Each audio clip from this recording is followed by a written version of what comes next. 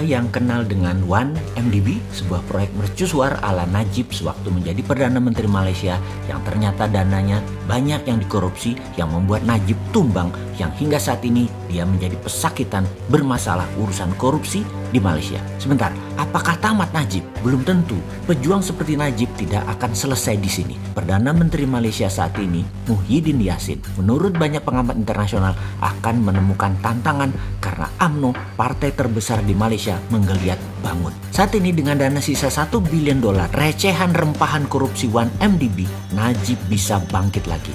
Mahathir sudah mulai lemas tak berdaya membangun partai namun tak akan berhasil melawan Najib ke depannya. Lalu musuh abadi Mahathir, Anwar Ibrahim, juga tidak dapat tempat di kabinet serta tidak berpeluang memimpin pemerintahan mulai kekurangan tenaga saat ini. Tenaga atau daya dalam politik di Malaysia adalah uang. Najib Razak, UMNO masih terlalu sakti untuk jangka panjang permainan politiknya. Maka Bosman sejak beberapa saat yang lalu selalu mengingatkan bagaimana cara berpolitik negara Tiongkok, negara Amerika yang berbeda-beda, juga beda dengan di Asia Tenggara. Harus dipahami bagaimana cara bernegaranya Tiongkok, bernegaranya Amerika itu. Dan sekarang kita belajar Asia Tenggara bagaimana bernegaranya. Ada Myanmar yang kuat militernya, juga Vietnam dan Thailand yang juga punya gaya sendiri bernegaranya, juga kuat di militernya. Malaysia mirip Indonesia, dunia politiknya kuat di duit dan kuat oligarkinya bermain.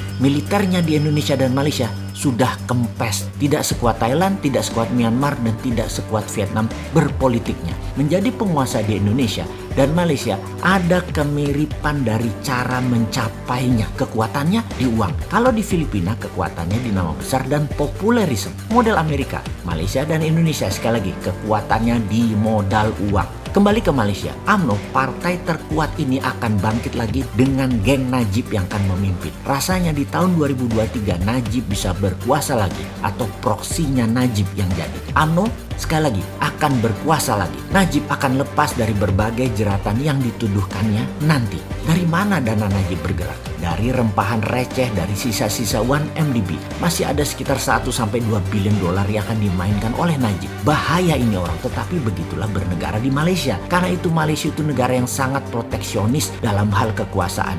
Media itu 100% di bawah kendali pemerintahan. Pemimpin dari partai kuat UMNO pastilah akan kendalikan semuanya. Sungguh, kebebasan berpendapat di Malaysia tidak sebebas di Indonesia. Juga kebebasan bersuara di Singapura tidak sebebas di Indonesia. Indonesia ini jauh lebih baik. Kita ini para pengkritisi yang pakai solusi ini hanya diganggu buzzer doang yang dibiayai oleh penguasa saat ini. Buzzer tersebut, buzzer yang membangun opini hater, gampang sebenarnya dikalahin karena mereka kebanyakan orang yang hanya bisa ngomong, tak ada dasar pengetahuan kekinian, dan kebanyakan ekonominya pas-pasan. Bayaran bulanan atau bayaran tahunan atau apapun yang diterima buzzer yang tugasnya hanya menghina orang, hanya memaki orang, menjelekkan orang, itu buat makan anak bininya. Banyak orang yang yakin bahwa semua ini akan menjadi penyakit di hari tuanya buat mereka. Gak berkah. Karena itu buzzer jangan dilawan, malah minta diserang. Konsep-konsep solusi kita tuh minta diserang biar mereka ada kerjaan. Dan ketika mereka mulai menjelek-jelekan kita, itulah masa kita dapat berkah dan mereka dapat tulah. Lihat hari tuanya para buzzer itu nanti. Lihat penyakit apa yang mereka akan derita berserta keluarganya. Kita tunggu deh kabar dari mereka. Balik ke 1MDB. Pasti akan membuat Malaysia kembali menjadi negara berpartai kuat, menjadi negara nepotisme lagi, dan oligarki kembali berkuasa seperti zaman Mahathir dulu dan zaman Najib dulu. UMNO akan kuat lagi. Sekarang ke negeri jirannya Malaysia, Indonesia tercinta. Indonesia muncul SWF. Nah, ini nih seru. Begitu Pak Presiden mengatakan siap dikritik dan Pak Menteri Pramono juga mengatakan pemerintah siap dikritik keras, maka di sini tantangannya. Kita mau mengkritik nih. Bener lapang hati ya atau hanya menjebak nih? Tapi apa Sontoloyo keder?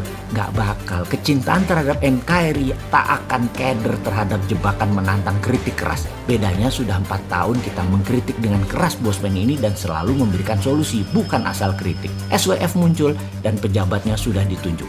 SWF berbentuk lembaga. Maka karena SWF adalah ilmu MMT bagian dari Hudsonian, maka wajar sebagai penggagas kita akan menantang kerjanya SWF ala hutang ini. MMT sesungguhnya anti hutang. Hudsonian itu pro printing money, sementara Keynesian pro hutang dan pro bank, terutama bank sentral. Jadi kalau orang bank di lembaga SWF, wajar kalau mereka cara berpikirnya Keynesian dan pro bank atau bacanya jago ngutang. Jadi memakai SWF-nya MMT dipakai jurus Keynesian pasti bubrah, pasti ambiar. Dan ini kritikan loh ya, katanya boleh. Sebagai penggagas anti hutangan di dalam kelola negara, maka SWF ala hutangan ya pasti kita pertanyakan atau dibacanya dikritik. Yang menjadi pertanyaan banyak pengamat dan penganut MMT pro Mardi Gunation tentang strategi SWF dengan menjaminkan aset negara cari hutangan adalah, kok kayak 1MDB-nya Najib ya? Jangan sampai kejadian nih, tangan gua ngetok meja sambil ngomong amin-amit ya Bang Bayi.